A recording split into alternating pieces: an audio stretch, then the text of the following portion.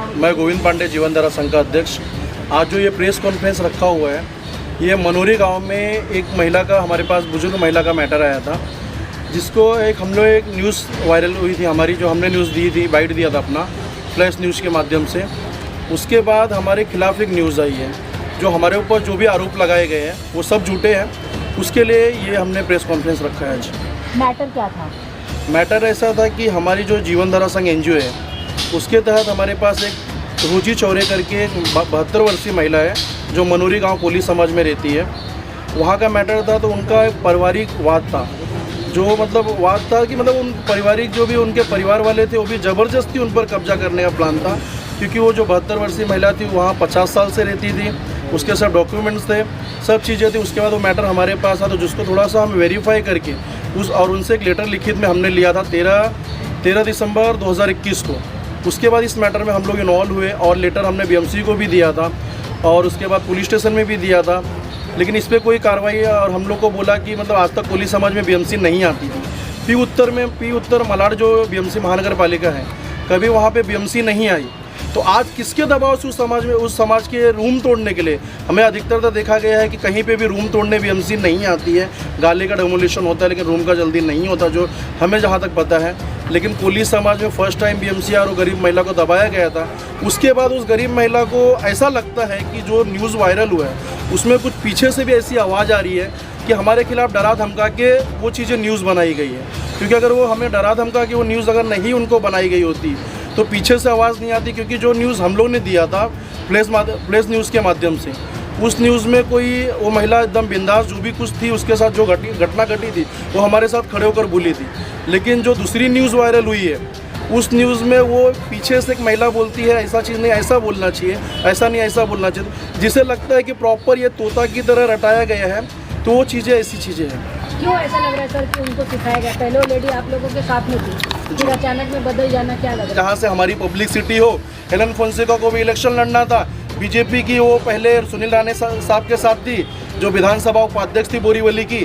फिर वहाँ कुछ ऐसी घटना हुई है जो उनके बीच में आपसी, उतना मेरे को नहीं पता है, उनको उस पद से हटा दिया गया।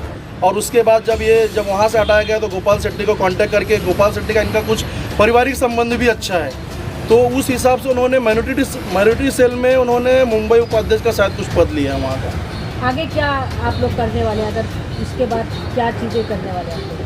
मेलविन फोंसेका ने जो भी स्टेटमेंट दिया, एक स्टेटमेंट उसका ऐसा है कि गोविंद पांडे को जब हमने वीडियो हमारे खिलाफ बनाया है, तो पुलिस स्टेशन में बुलाया था। पुलिस स्टेशन में बुलाया, पुलिस वाले ने हमको कोई नोटिस, लीगल नोटिस नहीं दिया था। हम कोई ऐसे अरे गहरे बंदे नहीं कि जब फ़ोन किया और चले गए, वहाँ पहुँच गए। हमने किसी के खिलाफ बोला है ना, हमको लीगल नोटिस दो। और हमारी टीम की जो एडवोकेट अमरप्रीत अरोरा जी है, वो वहाँ पर गई थी दोनों दिन। तो हम लोग सुबह गए थे फर्स्ट दिन, और सेकंड दिन जब बुलाया था हम लोग को, तो हमारी एडवोकेट को हमने भेजा था। हमने बोला था जो भी चीज़ें लीगल अगर चीज़ें है, आप लीगल नोटिस हमारे एडवोकेट के हाथ में दे दीजिए। हमें संजय सावंत साहब का, जो गोराई पुलिस स्टेशन के सीनियर पीआई है, उनका फ़ोन आया था, और हम लोग ने भी उनको फ़ोन किया था कि सर इस महिला को मदद करो, और हमने पुलिस स्टेशन में एक लेटर भी दिया था। लेकिन संजय सावंत का ये बोलना था कि आप मेलविन से आओ, माफ़ी मांगो, तो मेलविन जैसा बोलता है। तो संजय सावंत के बोलने पे मैं माफ़ी नहीं मांगने वाला। संजय सावंत की एक मेरे पास रिकॉर्डिंग है, जिसमें मेरे को संजय सावंत साहब ने बोला कि आप पुलिस स्टेशन आओ। बोला सर मैं पुलिस स्टेशन नहीं आ रहा, मैं 4 बजे डीसीपी साहब के पास जा रहा हूँ। तो वो मेरे को धमकी भरे शब्दों में बोलते कि आप डीसीपी के पास क्यों जाओगे, हमने बुलाया, पहले हमारे पास आना चाहिए। तो मैंने उनको बोला सर हम स्वतंत्र हैं, हम कहीं भी जा सकते हैं, और अगर हमें ऐसा लग रहा है आपके पुलिस स्टेशन के कुछ PSI या वहाँ के हवलदार आपको उस बंदे को मेलविन सेठ बोलते हैं, तो और उसके बाद हमको बोलते हैं लॉ एंड ऑर्डर का हमने ख़राब किया है।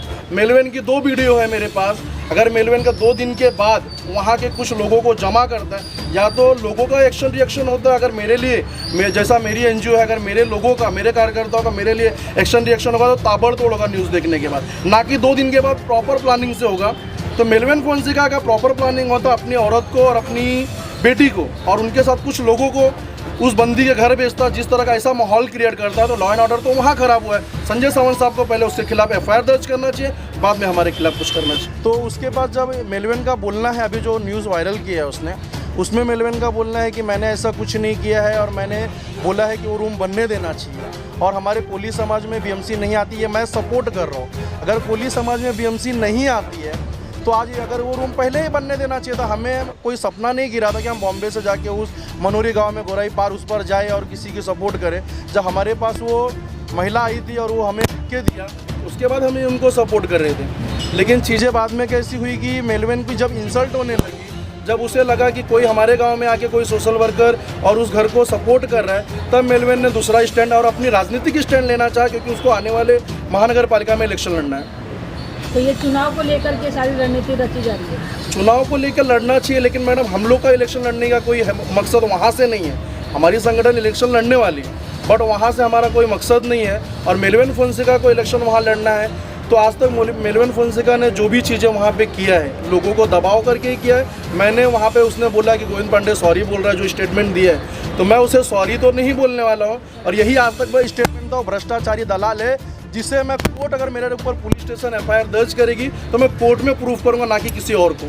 सर, जिस तरीके से आपने कहा कि अपने आप को वो जज बताती हैं, जी। तो आपने कुछ ऐसे प्रूफ निकाले हैं, या आपको क्यों लगता है कि वो जज जो है इस तरीके की चीज़ अपने बारे में बता रही है लोगों को? जो मुंबई की CWC की मुंबई की जज मजिस्ट्रेट कमेटी है, जिसके अंदर मैंने भी बहुत सारे लोगों से और मेरे कुछ और भी मित्र हैं जो हमारी मतलब NGO को कभी हमें ज़रूरत होती है तो NGO के थ्रू हमारे कांटेक्ट में आई है।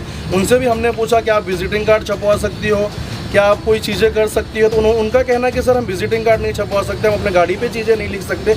हेलन फोंसेका की गाड़ी की फ़ोटो है मेरे पास, घर की फ़ोटो थी, लेकिन मैं से अभी मिल नहीं रहा। घर में भी उनका मजिस्ट्रेट का लिखा हुआ था, और कुछ फ़ोटो में जो इंकरा करके या कोई ऐसी संगठन है जिसका बोर्ड की ओपनिंग हुई, जिसमें सिर्फ लिखा है मजिस्ट्रेट हेलन फोंसेका, वहाँ पे हेलन फोंसेका खड़ी है। तो अगर मजिस्ट्रेट बता रही हो, तो अगर मैंने भ्रष्टाचारी दलाल बताया है आपको, तो आप भ्रष्टाचारी दलाल हो, क्योंकि आप अपने आप को मजिस्ट्रेट बता रही हो, जो मजिस्ट्रेट नहीं हो। अगर आप नॉर्मल आदमी को आप मजिस्ट्रेट बताओगे तो जाहिर सी बात है आपके फेवर में आएगा और वो डरेगा आपसे।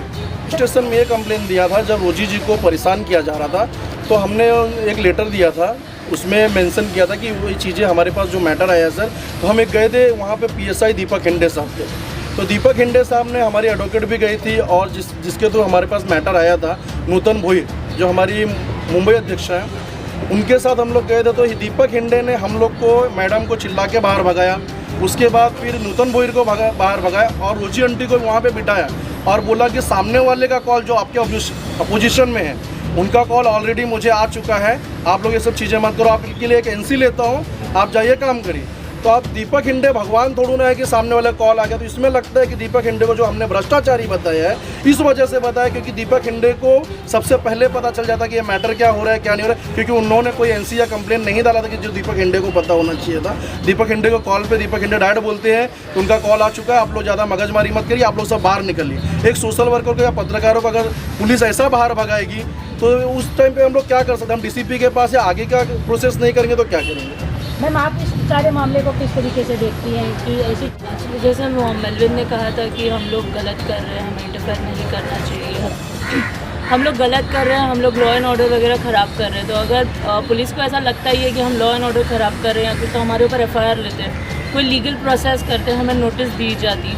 जब मैं पुलिस स्टेशन में बैठी थी सुबह, तभी जब गोविंद पांडे को बुलाया था, तभी भी वो लोग मुझे प्रेशराइज़ कर रहे थे कि बुलाया जाए, क्योंकि वो लोग कुछ अनलॉफुल एक्ट करना चाहते थे, जिसके एविडेंस भी है हमारे पास। उसके अलावा पुलिस कोई लीगल एक्शन नहीं लेना चाहती थी। जिस हिसाब से मेलविन मेरे सामने अपनी फैमिली को लेके पुलिस स्टेशन में बैठा था, वो ऐसा लग ही नहीं रहा था कि कोई पुलिस स्टेशन में बैठा है। इनफैक्ट ऐसे लग रहा था जैसे कोई फैमिली फंक्शन में आए हुए।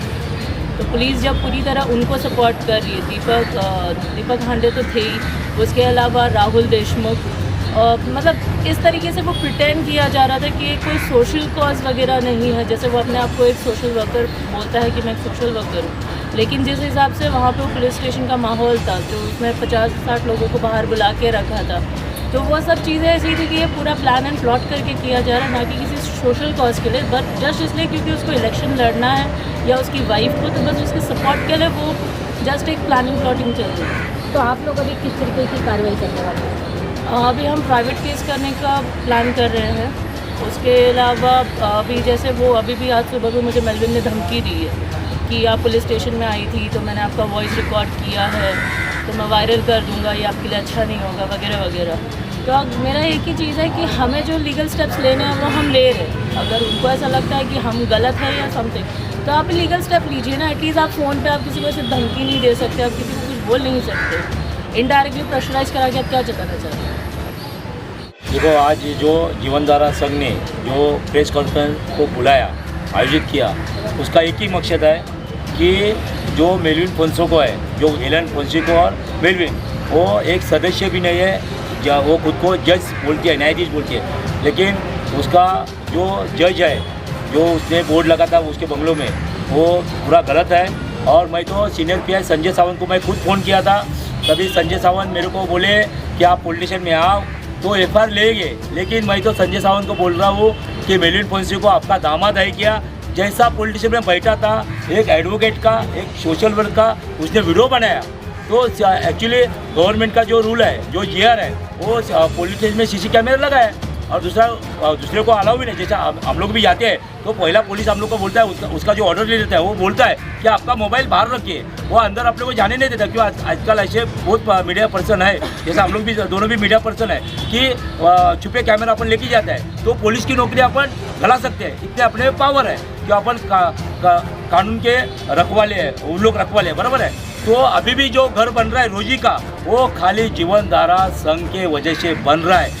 जब अगर हम लोग नहीं जाते थे तो रोजी को उन लोग हैरेसमेंट करते थे। दूसरी बात, ये मीडिया पर्सन इधर आए ले गोरेगांव से, उनका भी हम लोग स्वागत करते हैं। तो उन्होंने जब बाइट लिया तो आप भी थे, आप भी फ्लैश न्यूज़ ने बाइट लगाया, तभी रोजी बिंदास बोल रही थी। लेकिन जब इन्होंने बाइट लिया तो डर के बोल रही थी, एक उसको पीछे जब चाबी मारता है वैसा चाबी मार के बताता ऐसा ऐसा बता। तो हम लोग अभी जो मेलविन फोंसेका के मनोरी में जो ओपन प्लॉट का उसने हड़प किया है, जो गरीब लोग को उसने सताया, उसके खिलाफ हिंदू राष्ट्र सेना तो युद्ध पातळी पे लड़ेंगे, जीवनधारा भी रहेंगे। और जो सीनियर पीआई, जब आप रिटायर हो गए संजय सावंत, तो भी संजय सावंत का हम लोग आरटीआई मारेंगे। हमारी मैडम है एडवोकेट अमरप्रीत, हम लोग प्राइवेट केस करेंगे। दीपक हांडे जो टेस्ट हाउस में बैठ के रुबाब कर रहा था, जैसा कि एक मेलविन उसका दामाद है, वैसा मैं तो बोलता है दीपक हांडे ने उसकी लड़की देने वाला क्या मेलविन को, और मेलविन इतना उधर का दलाल और खुद को भाई समझता है। जब हम लोग 4 आदमी गए थे तभी तू तेरे एरिया में आए थे, तभी तू भाईगिरी बताने का था। और मेलविन फोंसेका आपके माध्यम से बता रहा हूँ, हम लोग से भाईगिरी करना नहीं। और जब तू मनोरी में बोलेगा तब आएगा। पहला पुलिस वाले ने मेलविन और हेलन पे एफआईआर दर्ज के बाद में हम लोग के पास आना। तो गॉड के ऊपर कसम खा के बोलती है तो ये लेटर झूठा हो सकता है, ये स्टैम्प मेरा नहीं है, ये अंगूठा मेरा नहीं है, मैंने काट के नहीं लगाया है। मैं तो पढ़ी लिखी नहीं थी और पढ़ी लिखी नहीं हूँ। अच्छा, तो हाँ, वो पढ़ी लिखी ने अंगूठा लगाई है, वो उनके लोगों ने लगाया। अगर एक पढ़ा लिखा व्यक्ति, क्या अगर मैं रुचि चौरे क्या मेरी अपनी प्रॉपर्टी के लिए मेरे पास अंगूठा लगा के देंगी क्या कि मैंने गोविंद को दे दिया? पढ़ा लिखा नहीं, पढ़ा लिखा इंसान भी किसी से पढ़वाता लिखवाता है कि भाई ये बंदा क्यों अंगूठा मांग रहा है, या जो चीज़ें ऐसी है तो उन्होंने बेकायदा लिख के देने के बाद, किसी से पढ़वाने के बाद अंगूठा लगा के हमको दिया है। इसके बाद आपकी संस्था की अगला कदम क्या होगा? हमारी संस्था का अगला कदम होगा, देखो हमारा एक ही मकसद था, रोजी चौरे का घर बन जाए।